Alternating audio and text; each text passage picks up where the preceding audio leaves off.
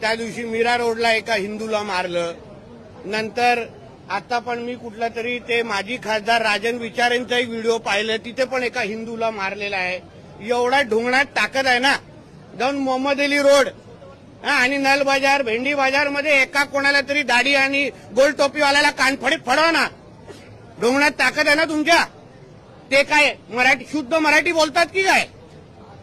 त्यांच्या थोबाडातून कधी आम्ही मराठी ऐकलं नाही, अल्लाहू अकबर सोडून.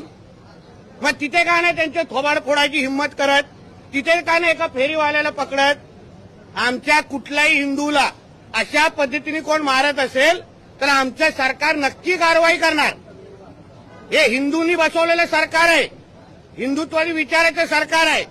म्हणून असे कोण काय करत असतील त्यांना मी गाडी देतो, जा ना आता नळ बाजारला जाऊन उभा राहा. तो काय तिकडले असलेले फेरीवाले जे मटण विक्रेत ते काय मराठीमध्ये बोलतात? तिथे आपली हिंमत दाखवायची नाही, सगळी छाती ताण करून की आमच्या घरी हिंदूंना दाखवायची. तिथे सांग मराठी में बोलो, मग कुठून आदान काढतील दिसेल. मग हिंमत दाखवायची, आम्ही तिथे बोलण्याची हिंमत ठेवतो. आणि बाळासाहेब ठाकरेंच्या विचारात चालणारे शिवसैनिक आहे ना, हे नलबाजारमध्ये जाऊन कान फोडवतील आणि त्या लोकांना तोंडाने मराठी काढतील, गरीब हिंदूंना मारणार नाही. म्हणून अशा पद्धतीचे प्रकार वारंवार अगर आमच्या हिंदूंवर होत